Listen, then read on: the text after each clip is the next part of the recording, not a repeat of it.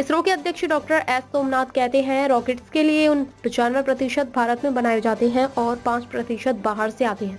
ये 5% ज्यादा electronics parts होते हैं। स्पेसक्राफ्ट के लिए लगभग 60% काम भारत में होता है, जबकि 40% बाहर से आता है।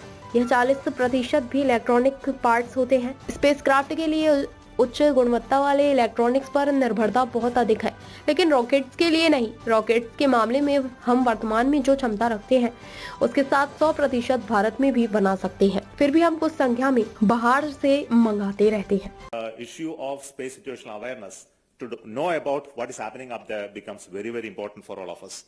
So for you, let me tell you that it is not into a policy that I am discussing, but more of the issue of the crowding of the space and the corresponding challenges that are faced for us is something that I would like to discuss today.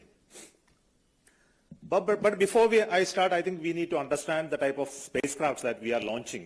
In 1960 time, there were nothing in space, but today there are lakhs of objects in space. And these are happening because that we launched many times of spacecrafts into space for communication purpose, Earth observation, navigation, space science, and many other activities that are happening there. And many a times this domain is changing so much and the technology is evolving, especially in the domain of communication.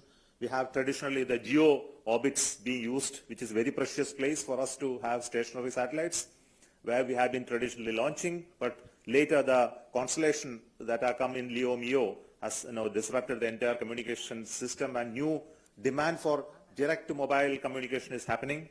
If you look at the Earth observation, there are plenty of satellites launched by many people, especially those who are friendly, not so friendly to us, have been launching hundreds of them. And the technology itself is changing, the resolution is improving, the spectral qualities are improving over a period of time. Large, small, medium-sized satellites are launched in various shapes and forms. The global positioning services, positioning, navigation, timing services, are an equally important domain. GPS is well known, and many other constellations have come up in various orbits. And we also have our own, which is more of a regional constellation, the NAVIC, which is geostationary right now, and we have a plan to expand it with its MEO-LEO constellation. Equally important are the scientific missions which are sent to space, because space is a vantage point for us to look into various astronomical observations. So we have been launching the Chandrayaan.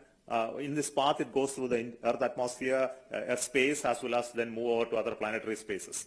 So we have quite large number of satellites coming up. So before I look at the type of the objects in space, let us look at just a domain of communication.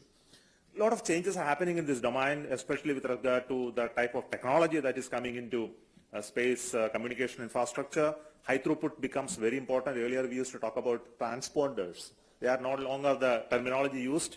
Now direct mobility becomes very important domain. And also we see that earlier we used to build satellites for 15 years, 20 years of lifetime.